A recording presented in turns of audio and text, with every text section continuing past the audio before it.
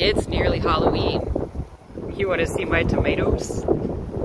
I started growing tomatoes about 10 years ago, and all the more experienced tomato growers and gardeners, they always took their tomatoes down when it got hot in summer, or right at fall they would take their tomatoes down, and so I thought that's what you're supposed to do.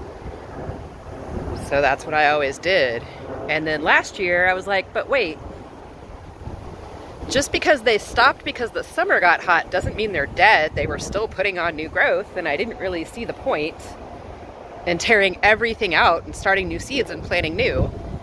So last year I tried a few things and I let them go, and I picked my last tomatoes on November 30th. I put them all into a cardboard box, and I was still eating fresh tomatoes in January. And I will never cut my tomatoes down in summer again. So I do have to apologize. We are having a windstorm, and we're gonna do the best we can, all right? I'm sorry if there's noise. It is very windy today. Alrighty, let's get looking. We're gonna start out where it's less awesome and work our way toward more awesome. All right, so I have 3 different tomato growing areas, and this is the one that I refer to as the cage. And you can see back here, all of that in there, that is one holy basil plant. It has eaten a sunflower, a cosmos, a daisy, and some other plant that was rather large. I have a Cherokee Purple on here, or a purple Cherokee, I forget which way it's supposed to be. And it's probably not gonna do much. And it didn't do much in the spring, well, in the summer. I put this cage in summer. The rest of the tomato beds were there last year. So this is new ground. It's not gonna do quite as well. This is my Gobstoppers. They have ant friends. And it's putting on a bunch. And these will turn like bright yellow. They're really pretty tasty. I got a couple before the heat stopped them. And this plant went in really late because it was growing next to, or it was growing in a pot, and I had one here that died, so I just replaced it.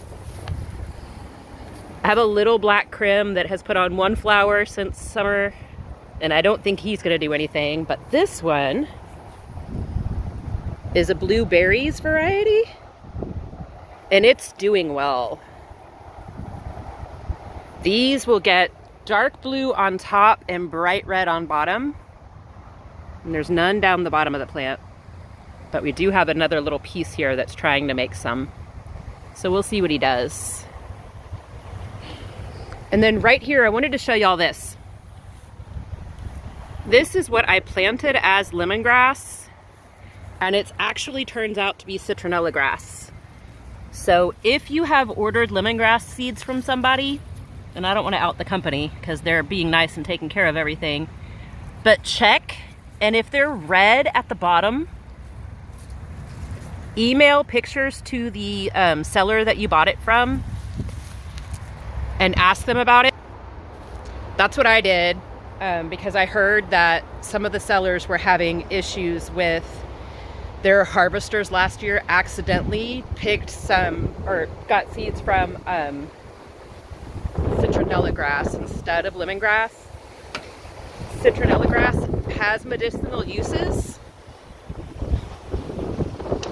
Sorry, Citronella grass has medicinal uses, but it has some cautions too. I have not looked into it yet, so if yours looks like that, contact your seed seller and look up what you need to do as far as like how much is too much with citronella and all that kind of stuff. Also, the lemongrass, they say, will have a very, very strong lemony flavor, and this does not. And my seed seller did refund me for the packet of seeds, by the way. Alrighty, back to the plants. This section is what I refer to as the tomato wall. It was started last year, and it has garden soil and all sorts of stuff down there, and then there was straw on top, and then there was some wood chip, and then more straw. It's really deep. It doesn't need a whole lot of water. This is one of my Cherokees. It has started to put fruit on. I probably need to tie that branch, but it's coming off the bottom.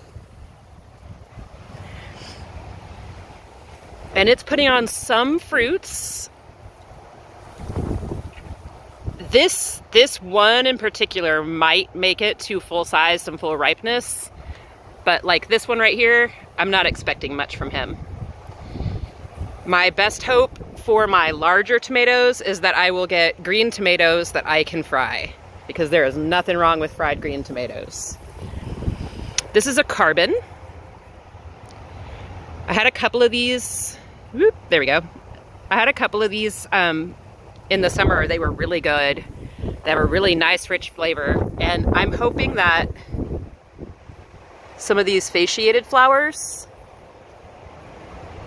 whoop, not that one, will make tomatoes so I can see what they look like, because those are the ones that come out all funny and cat-faced, and I'm looking forward to them. Here, I'll show you what I did. In the spring and summer, I grow my tomatoes as a single stem or a double stem. It lets the air flow through them so that they don't get as sick. I'm really trying to keep the mic covered here so it's not so windy. I'm sorry if I'm failing. And then when it started to get really hot, I trimmed off all the low growth so that they would send their energy up, and so that they wouldn't get sick from being like tightly, growing tightly together and restricting airflow. That's how a lot of the tomato diseases and pests attack them, is when they're growing really densely. So the more space you can give them, the better they do. And then what that allowed was for my tomatoes to just go over.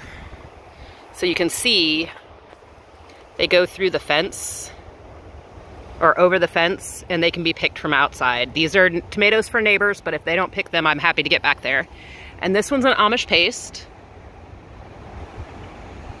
And it's actually got more on it right now than it did all spring or summer.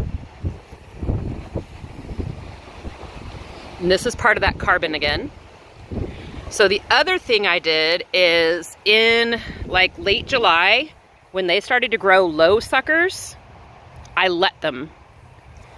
And then I just started grooming those to be my fall.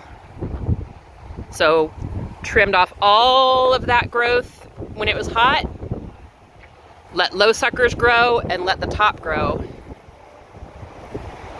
And that's kept me in tomatoes. I did have a lull, of course, when it was 105 every day for a bit. We have two basil bushes back here on this side. We have the lettuce leaf, which is seriously going out right now. It will stop growing once it goes to seed and turn bitter, but I kept this one back here for pollinators, so I'm gonna let that happen. And then this one is a Thai basil, and they like to flower. They're healthy that way. They still taste good that way. So I could come back and eat this one. See that wind? I could come back and eat from this one, but it makes the bees so happy. I just leave it for them. And here, let's take a look at these basil flowers.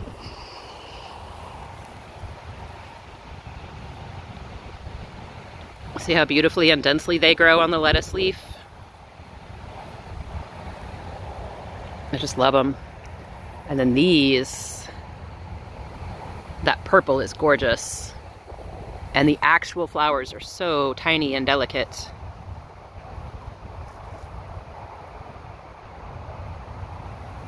Just gorgeous. Who can blame the bees for loving them? This, I believe, is Thorburne's terracotta. Although it could be a Berkeley tie-dye, and that could be a Thorburne's. I might have them backwards. Either way, both of those were delicious. This one is a black Krim, and I haven't found any more fruits on him in my last few checks. I would love to get a couple of more, but it looks like it might not do too well.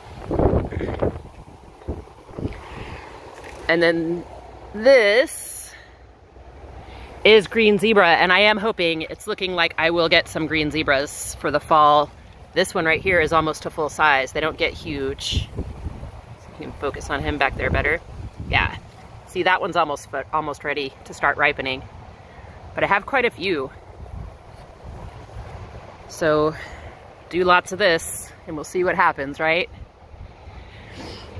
And then here's that big Tithonia Mexican sunflower that I keep posting with my praying mantis and my bees and butterflies all over it. It's taken a beating in this windstorm, as you can see. The stems aren't very strong, but that's okay. It's got a new bud down here, and I can come out and deadhead it right there. And that new bud will open it up and it'll all be great. And then this little guy is the last one on the tomato wall, and I don't remember what this one is,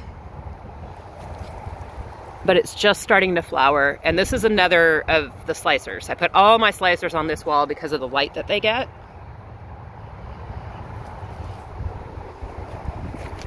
And then, back up so you can see the whole thing at once. This is the tomato corner, and this is the most light that they get in a day.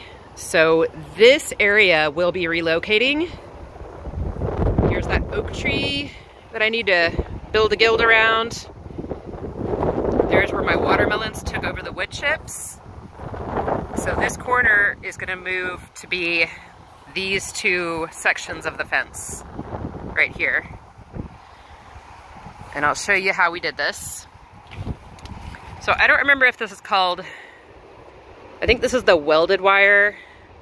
I don't think this is the woven wire. And then it's coated. That's not necessary. That's what we got. That's what we were able to get. And I have step-in T-posts here. I recommend the ones that you have to like pound in with the T-post pounder. I don't know what it's called. But you can do that or rubber mallet. I recommend those. These are really weak. And I've actually tied this to the fence, which is a good thing because I'm pretty sure it would be on the ground right now otherwise. So I have all of my cherry tomatoes back here. And I believe this one might be a Sweet 100.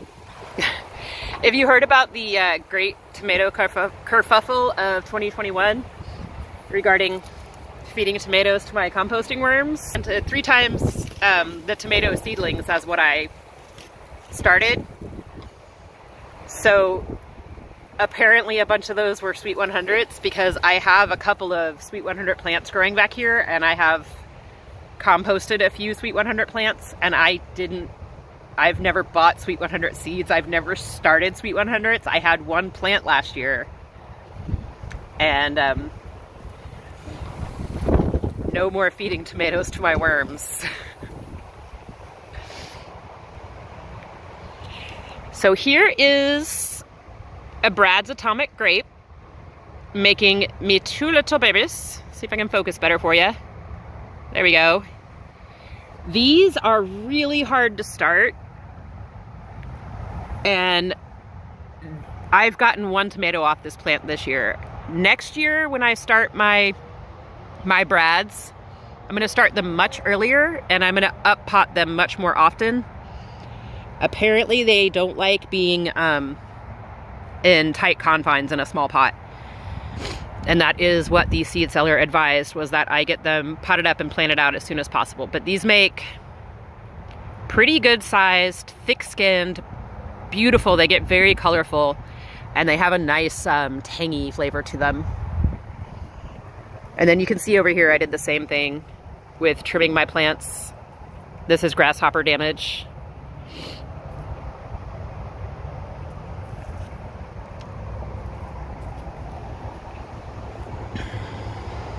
Pretty sure these are that's more of the Sweet 100.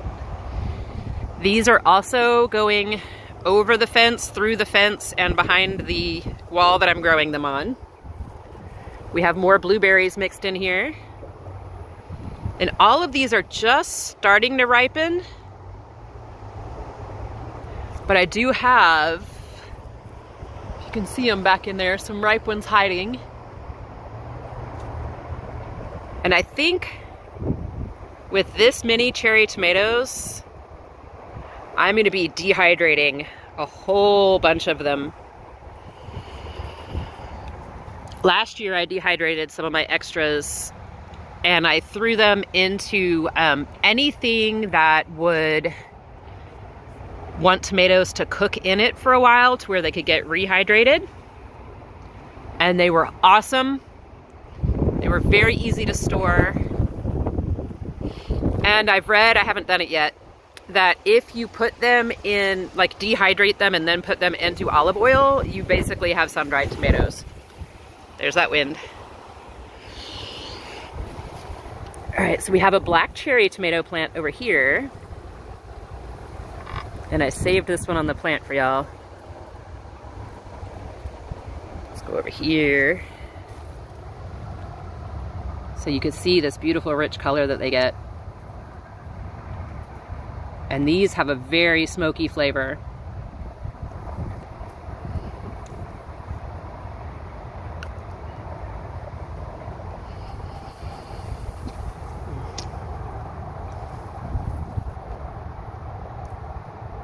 That's good. You should grow those. The wind has also been throwing tomatoes on the ground. And that's not fair, but what you gonna do?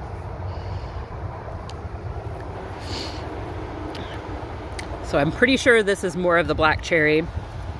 I've got just vines crossing everywhere at this point. Who knows what's what?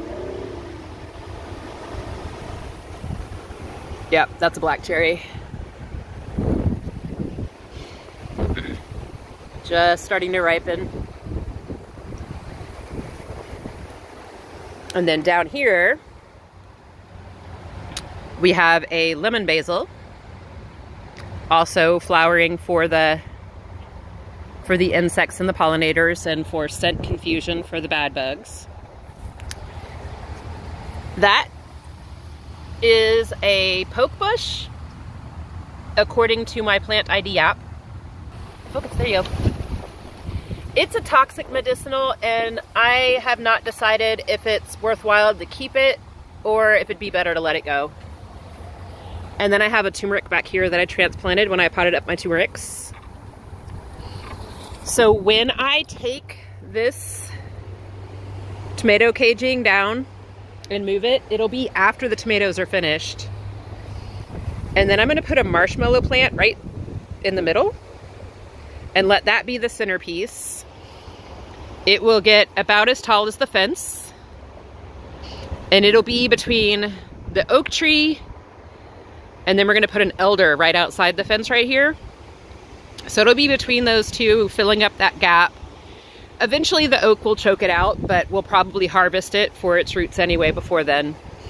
And then we'll just start putting some like medicinals and perennials down here that like shade and that like water, because this is a low spot where it kind of gets soggy.